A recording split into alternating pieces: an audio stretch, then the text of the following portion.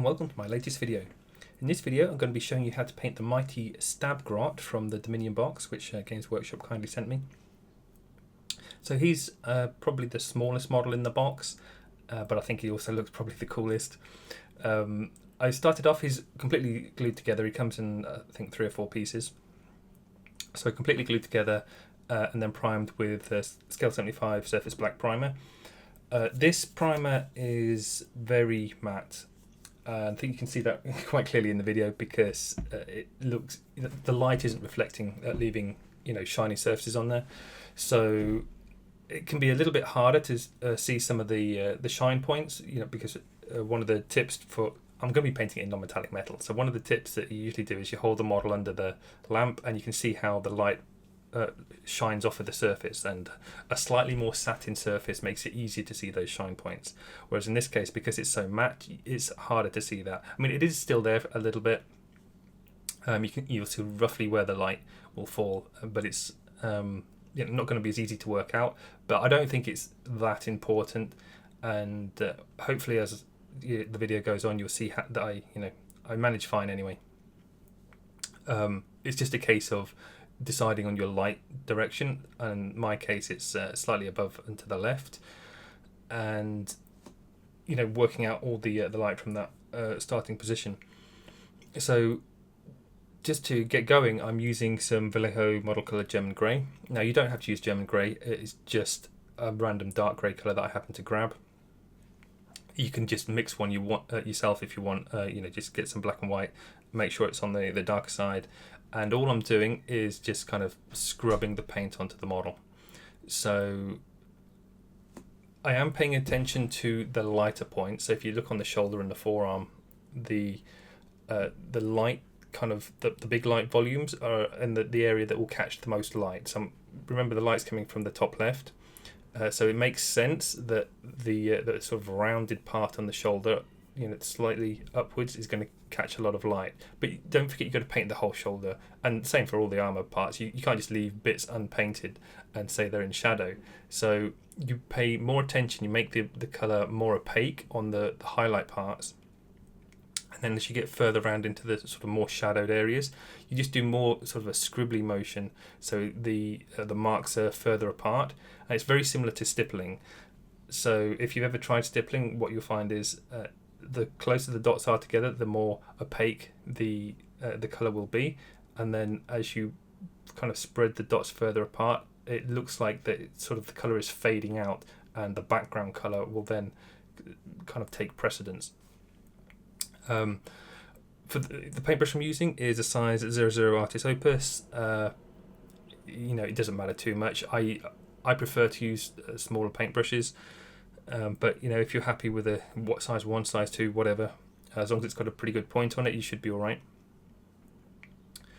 And for the consistency of the paint, it's around about 50-50. Well, at this stage anyway, around about 50-50 water to paint. I do change the consistency. Usually it's more of a case of for more display level pieces, so I get to very thin painting consistency for the paints, because you need more control and just more subtlety in the work that you're doing, whereas this is kind of a very high level tabletop. So I mean, it's kind of ridiculous to spend this amount of time on Stab Grot, really. He's kind of like just a fun character anyway. I just really like the model, so I thought I'd spend a bit more time on him than than you would for a gaming piece of that's that irrelevant to the game. But like I said, I thought it was a cool model, and you could just take the same process that I'm going to use for painting this and apply that to one of the character models from the box anyway. So it should all hopefully still be useful to you. So now you can see I've changed the color that I'm painting on. So you've painted all of the armor on the model. Using that kind of scratchy technique. Remember that where the light falls, you kind of make the paint more opaque, and that is just a case of doing more scratches, like kind of like building up the area, so it becomes like a solid block of color. But anyway, so I've moved on now to Daemonette Hide, and so Daemonette Hide is a slightly sort of pinky purpley reddy kind of color. just really, really desaturated. So it's basically just another grey with some hint of colour to it. There's no real reason why I've picked this colour other than I can. People get so focused on the colours that you use when, especially for doing non-metallics, wanting to know the exact paint mixture that you've used, and it really doesn't matter too much as long as the colours are lighter or darker, depending on what you need. If you're getting the light volumes correct, then you'll be able to make something look non-metallic. And when I talk about light volumes, I mean the size of the highlights. So, a really shiny surface will have a very strong, large block of highlight, and the transition into the midtones and the shadows will be very, very fast. So it's almost like you've got a white, bright highlight next to a very dark shadow. They're right next to each other, and that goes to an extreme when you get into a mirror finish. In this case, I'm having more of a sort of a scratchy finish. So obviously he doesn't take care of his armor. You can tell that just looking at it. It's got dents all over it. Really kind of not smooth, and so I think it would be wrong to paint this as a super shiny surface. So in this case, I'm going for really, really kind of dirty. There's not going to be a lot of shine and reflection or anything like that on it, but to still give the impression of non-metallics, or rather to paint it as non-metallics to give the impression of metal, there will be some high contrast points on there, and that would kind of represent parts of the armor that have been scuffed a little bit to show some of the underlying metal under all the grime and rust and things like that. So if you've got like rusty metal or something and you scratch it, you always get like the bright shiny highlights on. That kind of feel anyway. And so you can see here with the Daemonette hide, I'm doing exactly the same process as I used for the German grey. It's just using the tip of the brush mainly, and you don't want too much paint on your brush either. So if you overload your brush, you can always kind of like drag it on your palette so that it goes more into a point, but then I also rub it against my thumb. But it's always a little bit more easy to control if you just don't load the brush up too much. It does mean that you have to go back to your wet palette more, and if you have a larger brush, what you can do is, when you load it up, it'll obviously hold more in the bristles or the well of your brush, and so you'll be able to keep going longer, but it does give a slightly different mark. It's not always true that you can just use whatever brush you want. The results do vary a little bit. So in this case, I just find you have a bit more control on things just using a smaller brush and using less paint, and it doesn't really take that much longer. You can still get quite a lot of paint on the brush without overloading it. But here you can see, so I just carried on using the Daemonette hide all over, but in a smaller area than the German grey originally. So you can still see some of the German grey kind of like at the edges, but also because it's a scratchy technique, so it's not completely opaque for the highlights with the Daemonette hide. Even within the sort of brighter highlight areas, you get the odd kind of area where some of the German grey will still show through, and even in fact some of the black primer will show through in some of the highlight parts, because it just represents adding more dents and things. So although the model is already sculpted to show all these really cool damaged areas on the armor, doesn't mean to say that you can't paint more in, and it just means that they're smaller and more subtle, and it kind of enhances that sort of feel to it. So now I'm getting to the sort of scary part of the painting, and so I'm using a mix of pale grey blue and Daemonette hide, and I say mix, so there's no mix on the wet palette. If you look there, the pale grey blue is in the bottom right hand corner, and it's straight out of the tube, and then obviously top middle is the Daemonette hide.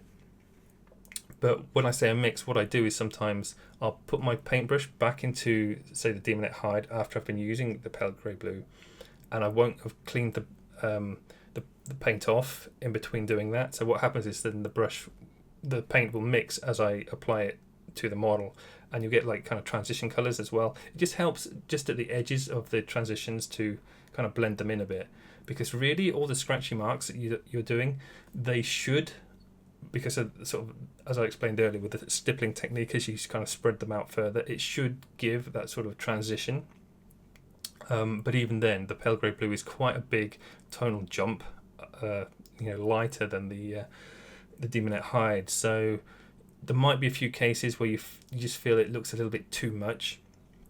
And in those cases, then you just go back with the Daemonette hide, as I said, without washing off your brush, and you'll be able to blend in the colours a little bit at the edges of the transitions. I would also say, like, if there's not a major problem to over highlight something really, because you can always go back and glaze over it, and it'll knock the highlights right down and actually make them look sort of more detailed and just better in general, and you'll get that smooth transition anyway. So quite often what I'll do is just over highlight anyway, but that does come with the knowledge that you know that you're going to be able to do that later on. Whereas if you're trying to get it perfect straight off, then over highlighting is not going to be the correct way to go.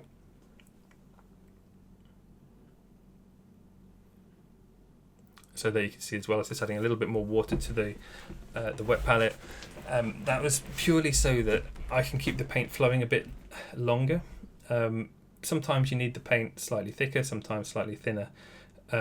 What I do find is that if you put more water towards the centre of the paints that you use, you can have it sort of very runny in the centre, but then at the edges of the paint it's dried out a little bit more. So you've got some variety in the consistency of the paint. So if you just need something slightly bit thicker to make a more opaque mark, you have that option. At the same time, you can just dip your brush into the centre if you want a kind of like a softer mark, or just to let the paint be a bit runny so you can keep going for further with the marks you're making.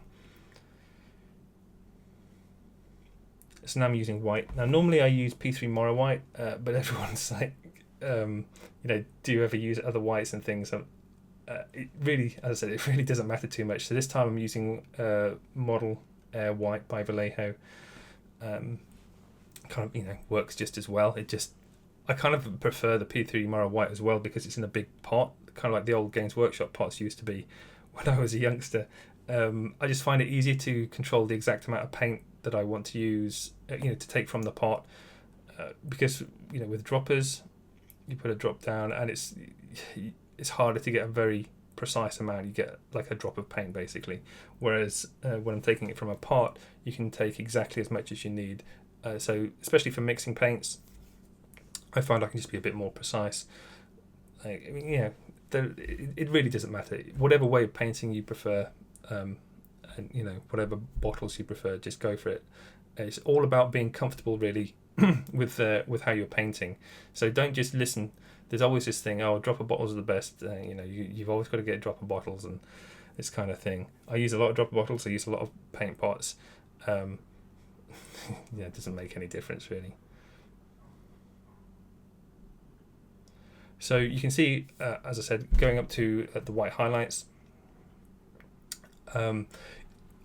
Try and be sort of, don't go too over the top with how you're using the white.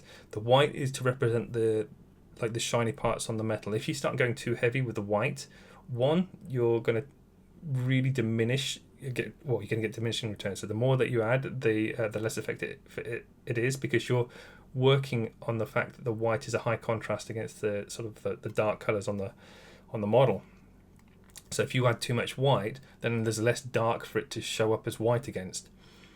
So keep it limited, but also you want the white to be sparingly just dabbed on. So you've got the main highlight points on each armor panel, but also like little nicks and scratches and things. If you just do like a little sort of dab on those places, or if you look for kind of like small black shapes that have been left with scratches, you just kind of put a little dot on the underside of that. It'll look like it's sort of scratched at the bottom. All sorts of things like that. It helps to push the non-metallic sort of shiny element. And again, remember, this is going to be sort of a grimy kind of armor. So the more white that you add, you're taking away from the grimy look, and it's just going to end up being shiny. And even then, as I said, so it won't be that shiny because you've taken away the high contrast by adding too much white.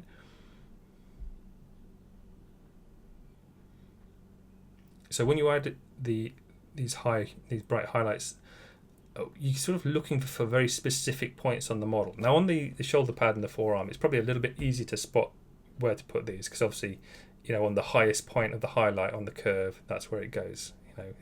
And it will stand out, even with the matte paint, the matte primer that I used to start with. It will stand out, that's where you'll place the highlights. But for some of these other places, like on the face, where he's got this kind of sort of big staples over his mouth, it's not always super clear, because you'll see that the top part, the very top edge, that needs to be like a bright highlight.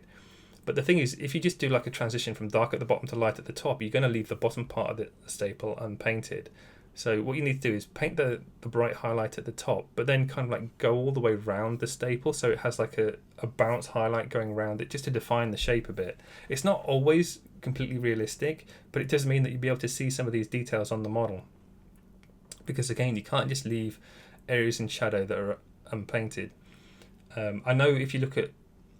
So it gets a bit complicated, because if you look at, like, say, rulebook covers and things where they have the fantastic artwork, they very often do leave darker areas in shadow. But the thing is, you're only looking at them on a flat surface, so you don't have to turn the image or anything to see around it. Whereas when you're looking at a model, like a 3D piece, that has to rotate, especially for a gaming piece. Sometimes display pieces, you only need to look at them from one angle, especially if they have a backdrop. But if you've got a piece that you need to be able to rotate, and you've got sort of like a directional lighting on it, and it's like a very strongly lit battlefield as well, because obviously there's different types of lighting. But let's say there's an explosion going off next to this Stab Grot, and it's got like a strong light coming from the left hand side, just sort of almost blindingly bright. That leaves the right hand side of the model almost completely black. Now if you just painted that from one angle and just left it black, in the photograph it looks fine. In reality it looks terrible, because you've got basically half a model that's not painted. So what you have to do is just add lots of sort of subtleties to the darker side, and in some cases you have to over highlight them just so that the parts stand out and look sort of clear. And it's sort of like kind of a range. Again, if it's a display piece, you can spend a lot of time on the subtleties, but if it's for a tabletop piece, spending too much time on subtle areas, because they're subtle, they don't stand out very far, so they're not going to be super high contrast. You're probably not even going to see them on the tabletop if you're standing like half a meter away or something from it. So you do have to push it a little bit more, and this is where the high contrast sort of thing comes from. And it's also part of the reason why Games Workshop have their models, with the edge highlighting and things like that. Because, when you look at the models from a distance, you can very clearly see this, the details on the model. And also for them just showing off what the model has in general when you look at the photos. Like if every single part is super brightly picked out, then you can see what those details are on the model. It's really handy for sometimes checking out what something is on the model. Because a few times, when I've painted a model, I've come to a part and I can't even figure out what it is, and then you go and check how Games Workshop have painted it, and you'll see, oh, that's what it is. Back to what I'm doing at the moment. So you see in the top left now, my paints have swapped. The colours have swapped. So I haven't quite finished the army yet, but I got kind of like all the shiny parts done. So you just saw there I painted in the skin colour. So I used Sotek green. It's not going to stay that colour. I kind of wished I'd left it that colour and then just highlighted up with white from there. At the end of the video, you're going to see a picture that I took of this where he just had the Sotek green. So, I mean, obviously you can see what the model looks like in the video anyway, but, it's just more like a straight-on shot where you see it more clearly overall. And I kind of just preferred the look of the Sotek green, but later on you'll see that I add like a more sort of greeny green, because Sotek green is pretty much blue. I add a lot more proper green, like yellowy green, for the final part. But regardless of that, onto the what I'm painting at the moment, which is the sword.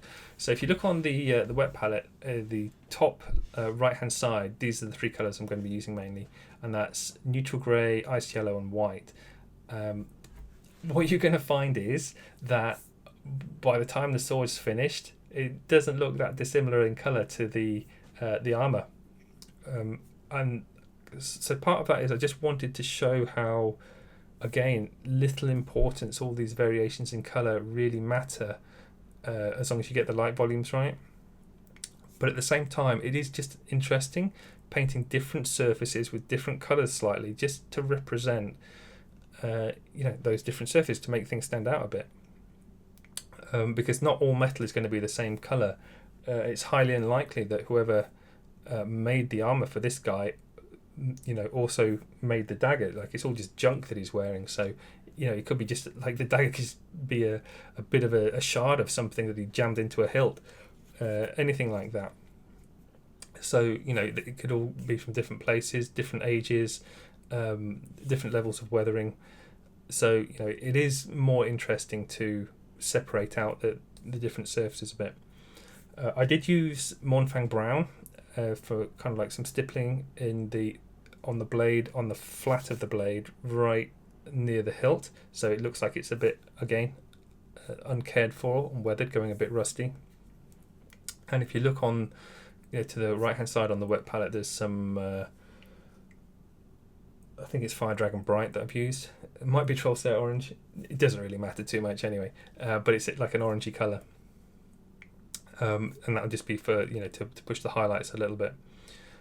You can see here now I'm using some ice yellow on the blade. Now this looks a little bit different. So the blade is quite nice in that it has harder sort of angles than the armour. The armour's got a lot more curves, but the blade having these hard lines allows you to use a lot more of this kind of sort of blobbing effect. So if you look on the edge of the blade, the back edge of the blade there, you'll see that I've highlighted the top edge, but I didn't do it in one straight clean line.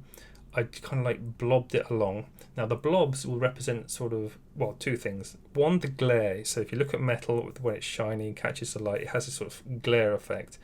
And because it's a blob, so you've slightly gone over the edge, it then looks like that part of the model has got the glare on it.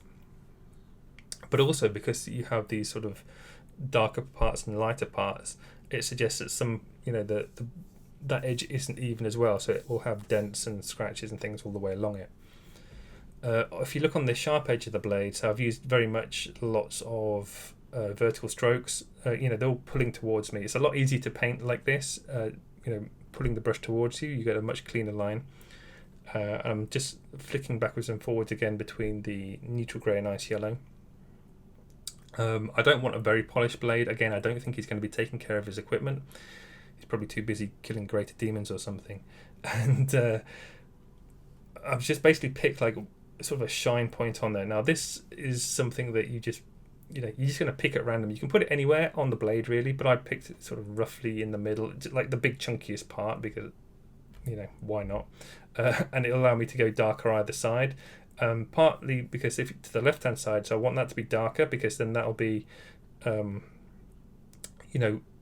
work with the rust on the flat of the blade above it, and when that's highlighted with the Firdragon Bright in the recess, that'll then be the brighter part, so then you'll have the high contrast light next to dark, which will then work with the highlight on the middle of the blade, so you have light, dark, light.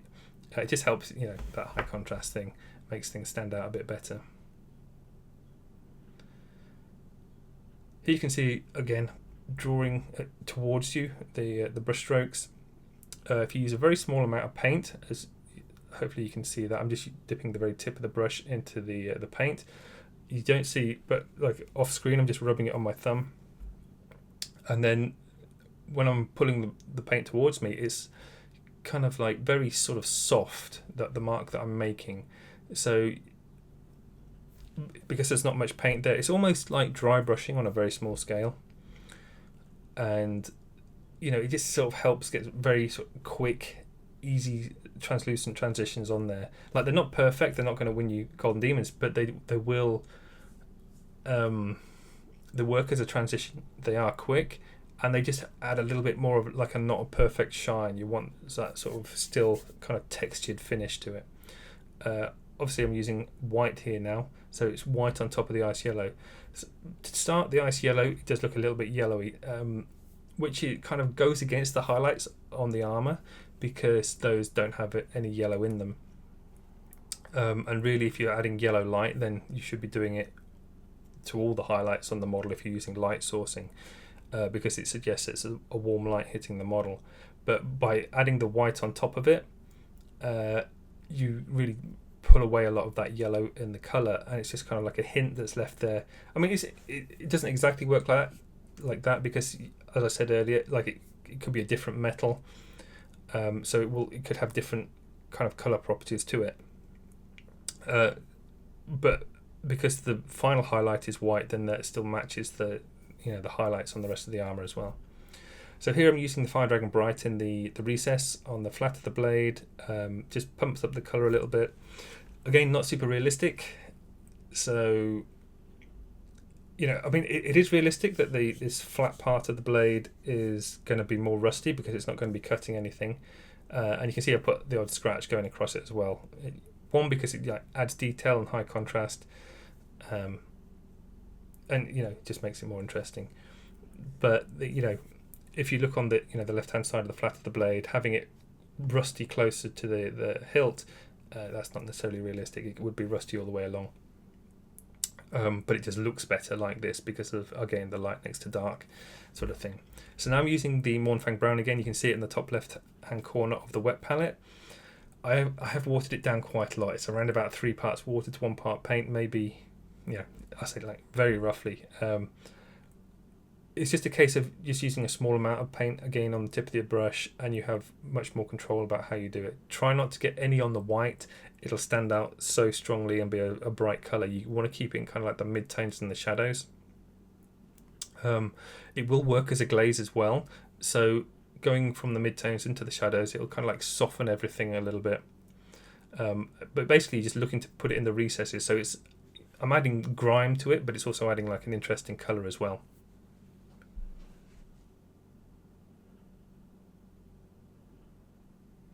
So now I'm just going to show you how to paint the leather on the kind of flappy bits on the helmet. Now I'm going to show you how to do, so as I said, these bits on the helmet, but this is the same process that I use for all the leather on the model. If you look actually on the back, I thought he was wearing some sort of shirt, but then when I checked again, it's supposed to be his skin. So all of a sudden, at one point in time, you're going to see the back will suddenly be filled in and completely painted. It doesn't really matter too much. I'm going to show you how to paint the skin anyway, but in case you're wondering why I've left that big black bit there, I thought I was going to paint that as a leather surface, and it's not. It's actually a skin. But you will also see like things like his skirt and the ropes around his feet, whatever they are. They all suddenly get painted, but it's just exactly the same process that I use on this part. So I thought showing you this bit should hopefully be enough. So the colours I'm using are XV88 to start with. No, well, that's not right. So the very first thing that I did was cover it all in Rhinox hide. I mean, it doesn't have to be Rhinox hide, just like a dark brown colour. You're not going to see that much of it. But then I went to, as I said, XV88. And this is more like just adding scratches at the sort of edge all the way around. And kind of, you want to sort of get a taper on it. So the scratch is sort of thinner towards the centre and then gets fatter towards the edge. And sort of, if you sort of struggle to do that a little bit, try and just do like a very fine straight line, then go over it. But each time you go over it, do it a little bit further back, and you'll find that just having the opaqueness build up in the layers will kind of add to that tapering effect anyway. But it's basically just to show where all the way around the edges of the leather effect. Again, so this process, these marks I'm making are quite small and sort of detailed, and really not something that you should be doing on a model like this for an army piece. But again, like I thought the model was really interesting. So now I've gone up to Cadian Fleshtone.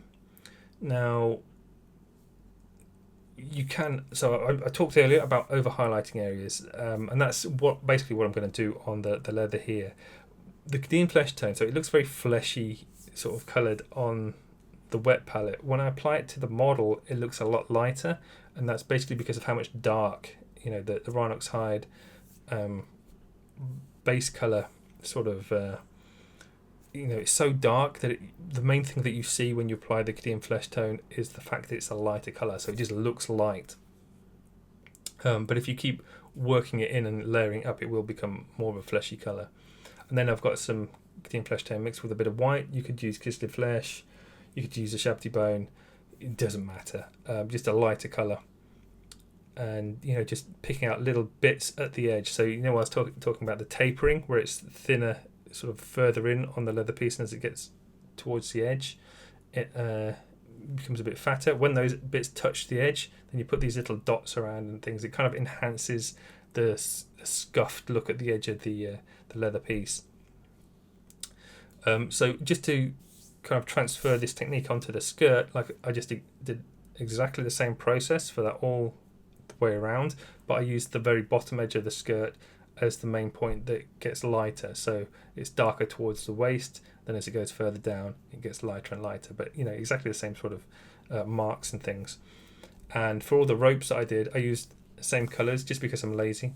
And just to say what I'm doing here, I mentioned about over highlighting and then glazing on top, so I'm using Mournfang brown watered down around about 4 or 5 parts water to 1 part paint, and then just kind of glazing over the middle section, basically most of it, just making sure you don't catch the very lightest highlights. You can even get them if you want, really. It just adds a bit more colour to the leather, softens down some of the marks, so if you find you over highlighted it, they become less bright. It all sort of blends together then, and becomes much more subtle. So I was talking about the rope section. He's got ropes all over his arms and legs, kind of like holding all these arm panels on, bits like that. So I just used the XV88, did little dots all the way around. That's all I used. I also kind of like little diagonal lines, basically, going all the way around, so to represent the sort of the the bits on ropes where it makes the spiral. So now we're going to look at the skin. So I mentioned before, about the skin on the back and things like that. So I'm just going to show you how to do it on the hand. The back probably would have been the better option, but whatever. So I'm using, obviously to start with, it was the Sotek green. Then I've mixed Sotek green with Moot green.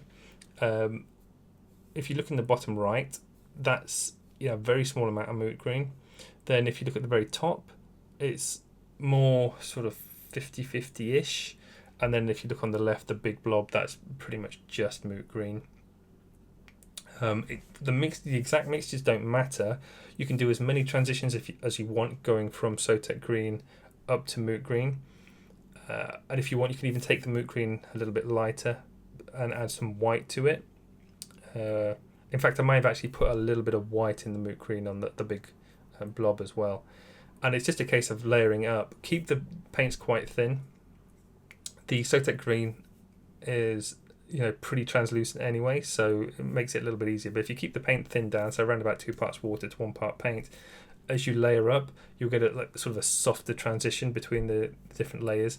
So hopefully you can see on the hand, like I've picked out the tendons on the back of the hand, then going around the knuckle sections, but it looks so much softer compared to the armor panels and the blade, and that's purely down to like the light volumes, really.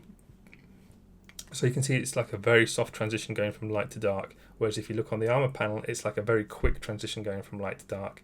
And again, the marks are much more scratchy and sort of just more visible, so they're more opaque, whereas the translucency of the paint using the Sotek green and the Moot green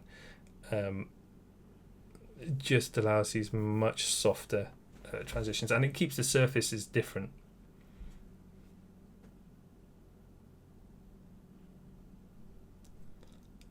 And again, this is spending way too much time on a model this small. I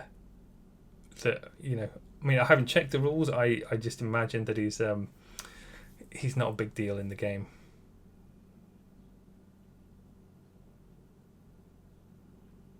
You can see here at the top, so on the where the thumb connects to the forefinger, right next to the armor panel, that's where I've gone for the brightest part on it. again, it's just helping to sort of define the shape a little bit and have some focal points on there. So we're getting quite far onto the model now, and just coming up to the end bits, if you like, or rather the end bits that I'm going to show you. And then I'm just going to finish the rest off. I think you can notice here on the leg, so I was talking about the XV88, the paint just using the little sort of diagonal marks next to each other to represent the ropes. I think that worked quite well. It's just super quick to do. So the last thing I'm just showing you is painting up the kind of cloth thing that's tied to his shield. I'm not really sure what it is, but I thought it'd just be interesting to paint it red. The reason it's red because it contrasts against the green on his skin, and it's like there's not a lot of color on the model, so it just adds a nice little spot color on there, to make it sort of interesting. He looks very kind of grimy, dark, and like he wants to stab you, so that's why his name's Stab Grot, I guess. For the red, if you sort of if you over highlight the red, it's going to go pink. So for this, because I want quite a strong red, like it's not a major part of the model, don't spend too much time on it, but I'm picking out sort of the strands and things, covering almost all of it, apart from some of the darker recesses to work as shading. So I'm using Mephiston red. Sort of, you will have to go over it a few times, just because the more opaque it is, the more red it will look. And then I've got some Evil Sunz Scarlet as the final highlight. So don't go any higher than that, because as I said, you will either end up with something that goes yellow or pink. If you want to really define it, so you can go for a sort of pinky fleshy colour. Something like Cadian Fleshtone is perfect. But if you do that, you want to only get the very sharpest, finest edges on there just for the definition. Because if you put too much pink down again, as I said, it's just going to make the material look pink, and then it's not red. The main thing with red is, because people like to see a strong red colour, and if you want to have highlight and shadow on red, the main thing to do is just shade it. Just add sort of black to your colour. Like, you can shade it with purple or whatever, but it doesn't work as well. Just add black to your red for the shadows. Get sort of as high contrast as you can. Take the shadows to pure black. The red will stand out. It'll be high contrast and pop really strongly. So you can see it there. I'm just putting in the basically I'm just going over the reds lots and lots just to get the opacity there, so that, as I said, it becomes a really strong red.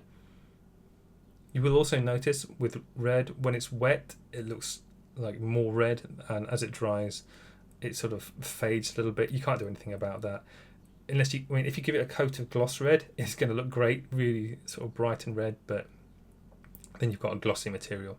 So now I'm just going on to the Evil Sunz Scarlet.